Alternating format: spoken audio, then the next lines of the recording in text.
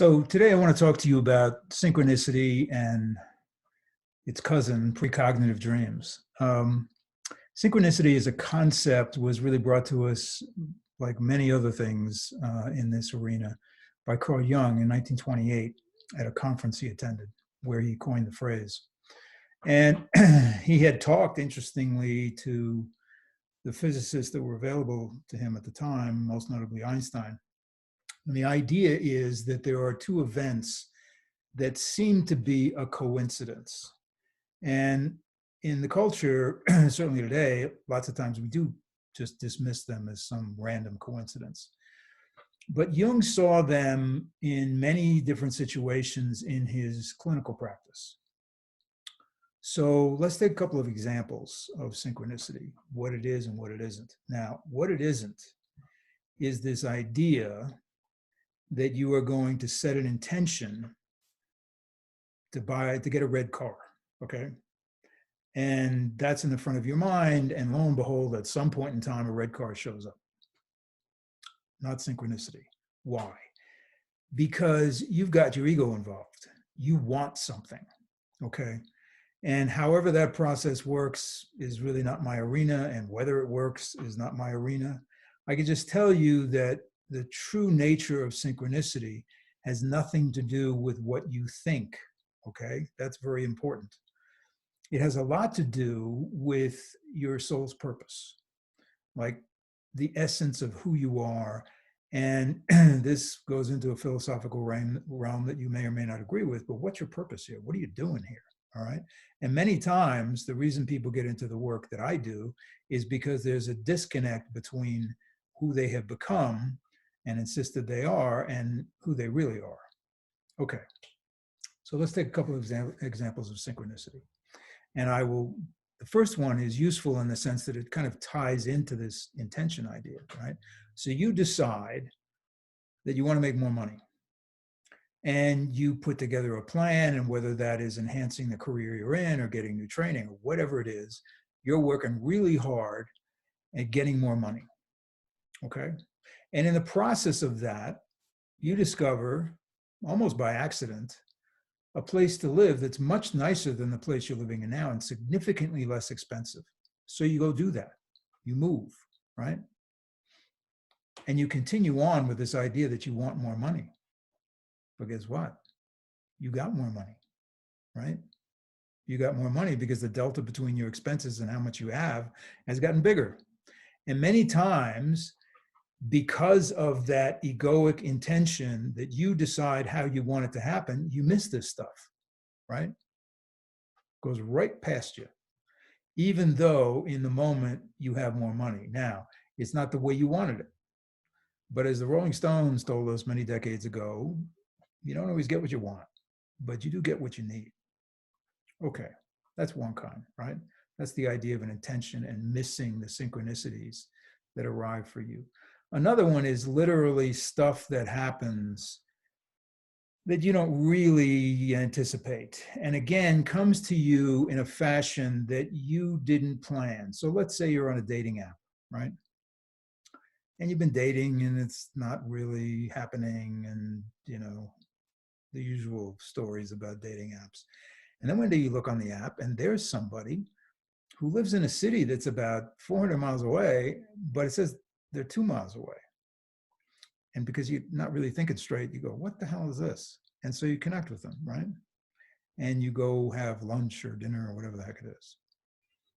And oh my goodness, there's an amazing connection.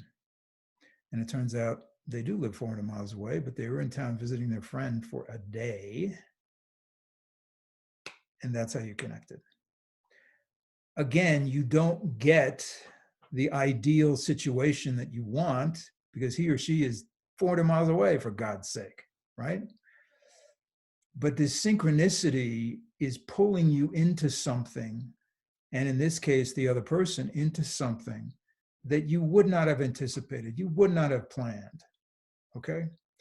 So those are the kind of synchronistic events that many times we dismiss, or when they happen because they're not the way we want them to happen, we decide not to take advantage of them.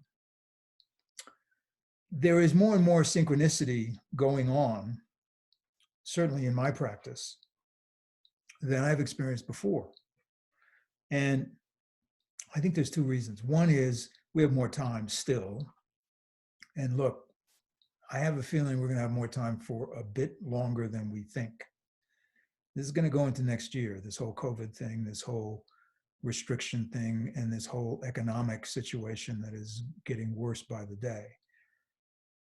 Regardless of all that, the fact that some people have more time is allowing them to notice things outside of their cognitive thought, which gets us to the idea of precognitive dreams. Now, for those of you who watch my videos, you know, you know that I'm less than enamored with this idea of subconscious and unconscious.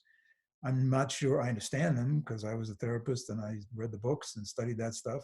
I'm not sure they serve us particularly well at this point. Subject for other videos. However, we have this term called precognitive dreams, which I think in terms of a name, it's a good name. What does it mean? It means before thinking, before thinking, before you get into thinking. Now, we could have called it uncognitive, in other words, not thinking, but we didn't. So this is good enough, right? What's a precognitive dream? Well, the ones that I see the most are from mothers, and usually mothers with grown children who experience in a dream an event that they discover either happened that day, the next week, not usually too far out in the future, right? Those are dreams that are more common than you would think. And I believe they fall into the same category of synchronicity. The problem we have is that we have, bifurcated our experience into when we're awake and when we're asleep, and we think, well, they're completely different states and therefore they never meet. It's a continuum. Your dream state when you're asleep is just a continuum of your experience as a human being. And as you get into working with dreams, you notice that you're in a dream state during the day. And you also notice in your dreams, sometimes you enter the dream with your thinking. We call those lucid dreams. Okay. So the reason I'm talking to you about this now is because those kinds of connections, those non-cognitive, certainly non-rational, unplanned connections, are becoming more and more and more important. Those are the ways that we are going to begin to synthesize a different understanding of what our experience as human beings are and how we're going to manifest that in the world. Because God knows right now, the way human beings are behaving, we're in a lot of trouble. And the good news from my perspective, and I think a lot of people who do the kind of work I do, is that, okay, this is no fun, but it's pretty much required. Because you've seen that in the culture, there are a lot of situations, take the police if you want, or the economic system, or any one of a dozen different areas of our culture and the way we've organized our lives. And we're all seeing they don't work. They just don't work. They don't make any sense. They are driven by some abstraction that we don't even know where it came from. And the way we begin to change that is by paying attention to the fullness of our experience as human beings. And, I did a video last week called The Problem is the Problem, or The Problem of the Problem. And I think it's really important to understand that you cannot really pay attention to and integrate the synchronicities in your life if you are seeing everything in the container of a problem, even your own personality issues. Okay, it's a problem, it's a problem, it's a problem, right? No, it's not a problem. However you're behaving that's dysfunctional is a strategy that you learned for a very good reason, probably fairly early in your life. It's something you should honor. And then understand that you're not 6 or 5 or 12. You're not some kid who is doing the best they can to figure out how to make something work, even if it means that they are the ones that gets blamed or are the bad person or whatever it is, okay? Because the more we stay in the context of exploring this problem, the more that's the only way we can see the world. And the synchronicities of our lives are presenting us with what feel like miracles, like amazing. How does this stuff happen? It happens because we actually are connected, not just to each other, we're connected to everything. And one of the things that happens, it's easier if you live outside of a city, to be perfectly honest. You can connect with nature, you can connect with animals. You can begin to understand your place on the earth and in the cosmos. And synchronicities are extraordinarily powerful. Precognitive dreams are extraordinarily powerful. I may have mentioned in a video a client I had who was in a relationship and the other person kept getting hit by large vehicles, gone, boom, for weeks in their dreams. And then 6 months later, the relationship was gone, just like that. No, they weren't hit by a bus, but they left, boom, right?